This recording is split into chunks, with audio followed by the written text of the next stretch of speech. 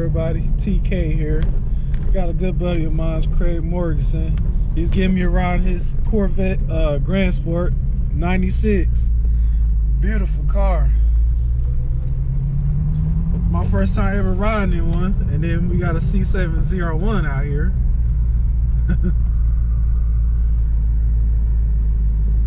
That was a sharp car. It really is. Yes. The stamps on it is just... Oh yeah, it's out of this world. It looked like a pure race car. It really does, yeah. You know, like the C6 and C7s, especially the C8, they look like race cars, for sure.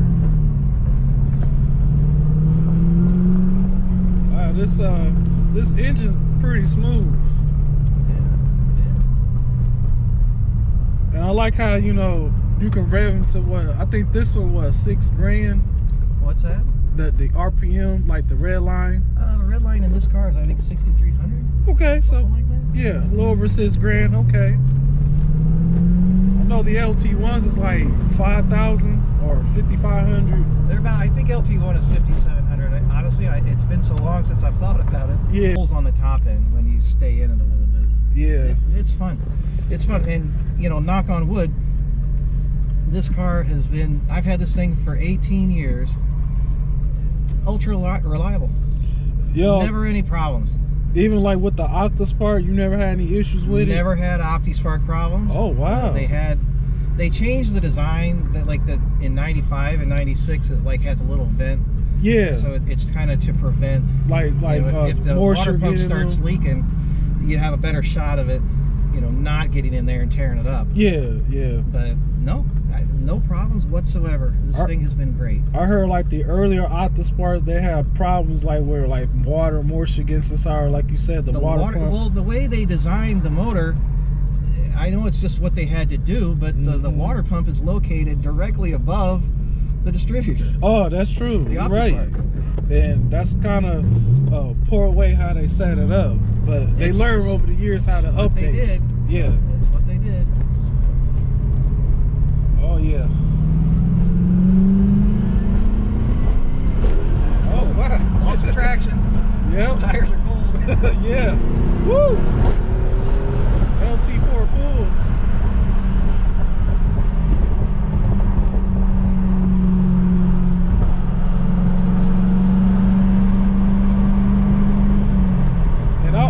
I always like how the way the LT engines sound. They just got a distinct rumble. And I know like the newer LS and LTs, really the new LTs is really like a phase 3 of the LS engine. Pretty much it's still the same architecture. But that sounds like a race car. They got that growl. Yep. Like it's got a good part. Roll up the window a little bit. You can hear it a little bit. Yeah. They just got that distinct sound. All the GM small blocks got a distinct sound. And this is no different. But they all sound good. I know that. That's one thing about GM. They know how to make a V8 sound awesome. They do. So, just like that, quick downshift. Pull and pull. Yeah. So, yeah, you got a lot of, you know, for a 1990s car, this thing was really hot at the time it came out. Oh yeah. Wow, you have 330 horsepower. Like that was not a big deal, but you know. We got cars like this one up here with over 750 plus horsepower. I think that one in particular is 755 horsepower. That's crazy. We never thought it is. In our lifetime we'll have Corvettes or any sports car or muscle car in general that is this powerful with modern day technology. That's out of this world. Well, it's just technology just keeps getting better and better and better, and it's amazing because you know a few years back we're talking about you know the fuel economy standards are going to make it so that you can't they make enough fuel efficient cars now that the manufacturers can offer those in limited volume. Oh, so yeah. You're able to do it.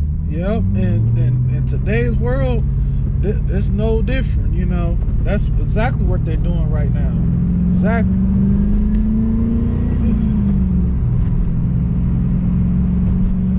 even oh, okay.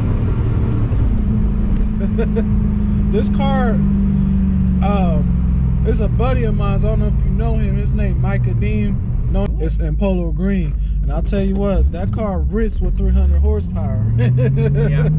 He had an 86 or he had an 84. 84. Okay. 84 Crossfire, and he had a 1990 half the past decade with the L98 motor. Woo! He had that car for like the past decade. Yeah, I think it was in that dark red metallic color. Mm-hmm. Yeah, it was a nice car. And then he said he been talking about it for years. He been wanting a 96 Polo Green or a competition yellow C4. It don't necessarily have to be an LT4 6-speed car. It could be an LT1 automatic. Well, he finally found the one he wanted. And oh, good. I'm happy haven't for seen him for a long time, actually. He's been out to my car meets this year, so yeah. Okay. When I see him, I sometimes I hang out with him like early on, like in the week. Sometimes we go out to eat. When I see him, I'll tell him about you. You know, I'll bump into you. Yeah, that's funny. You know, Decatur's not that big. You know, people see each other. You know, you bump into people all the time. That's what I was telling you earlier. Like, I don't know how it's possible, but I bump into Brian all the time when I'm out just goofing around. I'm like, yeah, how Brian, is that possible? Brian be everywhere. Brian, he knows both sides of my family. So yeah, okay. we go way back. That's funny. It's like, where do you just pop up from, man? It's just like magic. I'm just sitting there. Next thing I know, I got someone honking at me. It's like, hey, what? He's got his hand out the window. I'm like, dang, man. Oh wow. you just crept out of nowhere. I need to turn around right here. Matter of fact. Whew.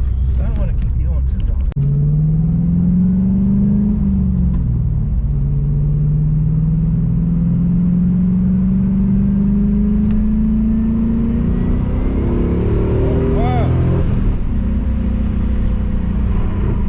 LT ribs.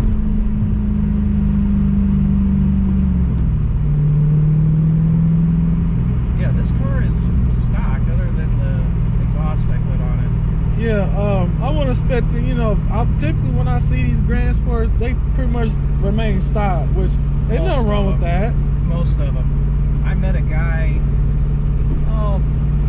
I used to go down to Effingham every year for the Fun Fest Corvette show, and yeah, you know, there was the guy that owns the place. He's a really nice guy named Mike Yeager, and gosh, I can't remember what year it was, but we would, a number of us, there were 3 of us that owned these cars.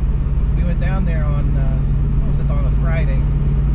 Fridays isn't really the huge busy day. Saturday is Sunday, and Mike came up to us and he just walked up to us and like, hey, you know, I love these cars. Yeah. And he said, how many Grandsports are going to be coming like tomorrow? You know? Like, well, there's probably going to be at least 7 or 8 of us. So he said, be here early on Saturday. He said, I want you guys to line up right along the highway when you first come in towards the Fun Fest grounds. Yeah. So we actually got to park out in front. Oh, cool. That's awesome. So he's a real nice guy. I really like him. I never actually got to met Mike Yeager, but I heard about him. Mike had mentioned about him too. So yeah, it's like I actually went down there a few months back in September to Fun Fest this year. Down there with him in his '96 C4. Yeah. So I haven't been for a number. Be like that, you know. It just is. I mean, my work is busy, and you know, plus, you know, the last couple of years we just, you know, the lady moved into the house. We've just been doing projects. That's domestic life for you right there, is doing projects. Yeah, unfortunately. But hey, every now and again, you just gotta remember, hey, you gotta have some fun here and there.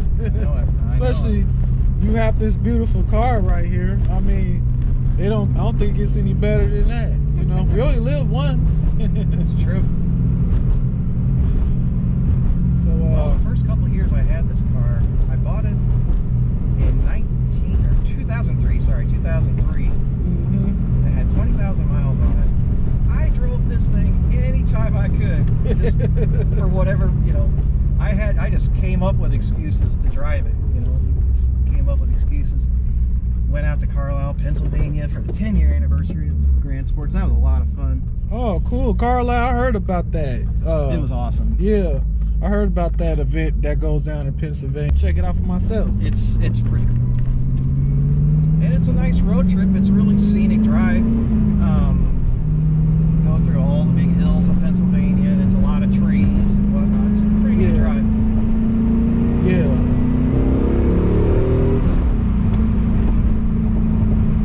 Whew.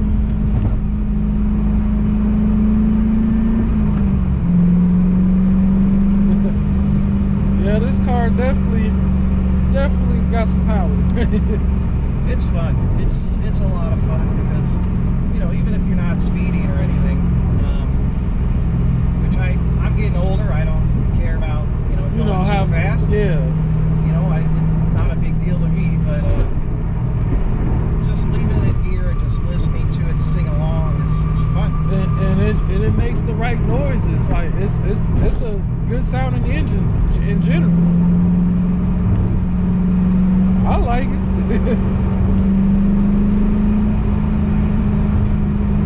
Hopefully one day, you know, if everything works out for me next year, my goal is to get a Corvette, and I am looking at a C4 or C5.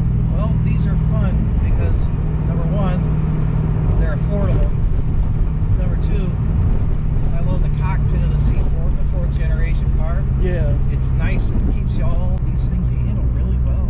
Oh yeah. Ah, there he goes. Gran Torino. Gran Torino. It's taking off.